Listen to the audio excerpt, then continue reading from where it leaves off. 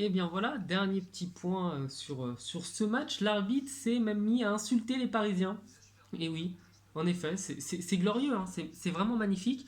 Donc on a Ander Herrera qui dit que l'arbitre lui a dit fuck off, donc en gros va te faire foutre, voilà. Et qu'il aurait dit exactement la même chose à Marco Verratti, mais cette fois-ci de manière un peu plus habituelle en lui disant fuck you. Donc c'est honteux en fait. On s'étonne des Parisiens qui ont perdu leur nerf. Et honnêtement, c'est les Parisiens eux-mêmes qui ont perdu le match. Hein. Ils se sont enfoncés tout seuls. Mais quand les arbitres se permettent de faire des choses comme ça, vous comprenez parfaitement en fait que les arbitres ont décrété que de toute façon ils siffleraient pas contre Manchester. Parce qu'on a vu Fernandinho qui a fait peut-être, je sais pas, 6 ou 7 fautes ce soir, qui a pas pris un seul avertissement. Dans le même temps, Verratti et Herrera prennent des cartons jaunes alors que c'est l'arbitre qui les insulte et que les mecs, bah, ils ont dû péter les plombs.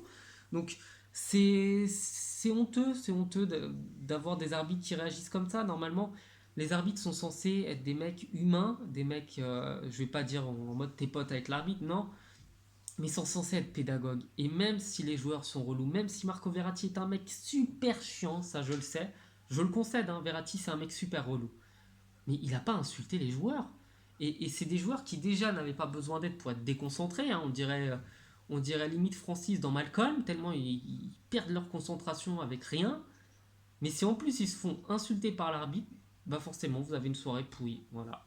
Donc bravo encore à Manchester. Honnêtement, là, avec le match qui est fini, ils étaient meilleurs que Paris, c'est tout. Ils étaient meilleurs. Un peu meilleurs, pas super fort, pas 1000 fois meilleurs, non, juste un petit peu, juste ce qu'il fallait. Et je leur souhaite au moins de gagner cette Ligue des Champions parce qu'en face, il y a deux équipes de Brel, hein, à savoir Chelsea qui est nul et le Real qui est nul. Donc c'est deux équipes de naze. Demain, vraiment, je ne regarderai pas le match. Hein. J'ai d'autres choses à faire que ça. Et, euh, et voilà, Manchester a tous les ingrédients pour remporter la Ligue des Champions. Ça fait 15 ans qu'ils courent derrière. Ça fait 15 ans qu'ils ont mis beaucoup plus de moyens, même que le PSG, pour rien, sans jouer de finale. Donc voilà, autant qu'ils l'emportent. Et puis qu'une bonne fois pour toutes, on comprenne que